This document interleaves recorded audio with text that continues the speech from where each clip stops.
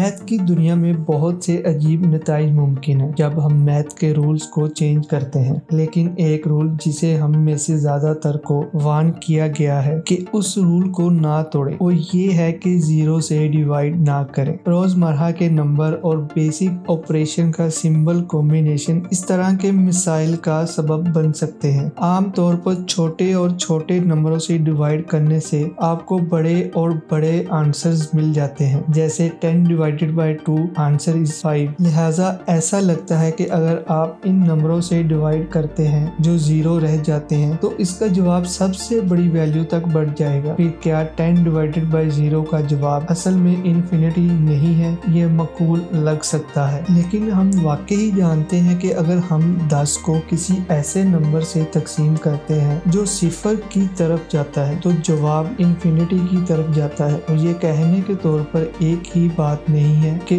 10 divided by 2 infinity के बराबर है। क्यों नहीं? आइए इस बात पर करीब से नजर डालेंगे कि तकसीम का वाकई क्या मतलब है। 10 को 2 से तकसीम करने का मतलब ये हो सकता है हमें 10 बनाने के लिए 2 को एक साथ कितनी बार शामिल करना चाहिए, या 2 बार जो 10 के बराबर है। किसी नंबर से तकसीम करना बुनियादी तौर पर रिवर्स ऑफ मल्टीप्लाइंग है। जैसे अगर हम किसी भी नंबर को किसी दिए गए नंबर x से ज़रब देते हैं तो हम पूछ सकते हैं कि आया कोई नया नंबर है जिसे हम बाद में ज़रब दे सकते हैं जहां से हमने शुरू किया था। अगर है तो नए नंबर को x का मल्टीप्लिकेटिव इनवर्स कहा जाता है। मिसाल के तौर पर अगर आप 6 हासिल करने के लिए 3 को 2 से ज़रब देते हैं तो फिर आपको 3 पर वापस आने के लिए 1/2 से ज़रब दे सकते हैं। लिहाजा 2 का मल्टीप्लिकेटिव इनवर्स 1/2 है और 10 का मल्टीप्लिकेटिव इनवर्स 1/10 है। जैसा कि आप देख सकते हैं कि किसी भी प्रोडक्ट ऑफ एनी नंबर और उसका मल्टीप्लिकेटिव इनवर्स हमेशा 1 होता है। अगर हम 0 से डिवाइड करना चाहते हैं तो हमें उसके मल्टीप्लिकेटिव इनवर्स को तलाश करने की जरूरत है जो 0 पर 1 होना चाहिए। ये कि एक ऐसा नंबर होना चाहिए कि उसे 0 से मल्टीप्लाई करने से हमें 1 मिल जाए, लेकिन चूंकि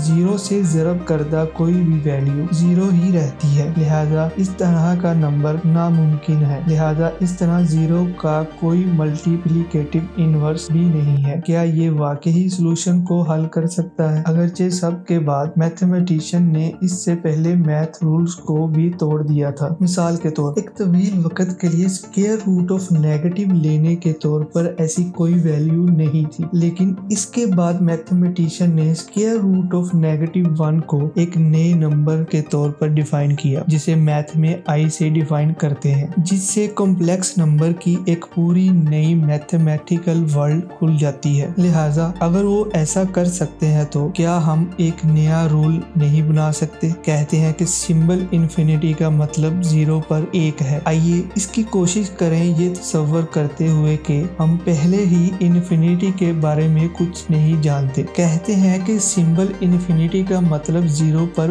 1 है। मल्टीप्लिकेटिव इनवर्स की डिफाइन के मुताबिक 0 times infinity must be equal to 1। इसका मतलब ये है कि 0 times infinity plus 0 times infinity equal to 2 है। अब by the distributive property the left side of the equation can be rearranged to 0 plus 0 times infinity, और चूंकि 0 प्लस 0 यकीनी तौर पर 0 ही है, लिहाजा ये 0 टाइम्स इन्फिनिटी तक कम हो जाता है। बदकिस्मती से हमने पहले ही इसे 1 के बराबर के तौर पर डिफाइन किया है, जबकि इक्वेशन की दूसरी साइड हमें ये डिफाइन करती है कि ये 2 के बराबर है। हैरत तौर पर ये जरूरी नहीं है कि ये गलत हो। ये नंबर्स आम दुनिया में सच नहीं है। अब भी एक मेथड है कि ये मैथमेटिकल तौर पर वैलिड हो सकता है अगर 1, 2 और हर दूसरा नंबर 0 के बराबर हो, लेकिन 0 के बराबर इन्फिनिटी होना बिल आखिर मैथमेटिशियन या किसी और के लिए इतना मुफीद नहीं है। और मैथ के रूल्स को तोड़ने के साथ तजर्बा करते हुए ये देखने के लिए आया हम एक्सप्लोर करने के लिए मैथमेटिकल के नए इजादात कर सकते हैं। और दोस्तों मैं उम्मीद करता हूँ कि आपको ये वीडियो अच्छी लगी होगी।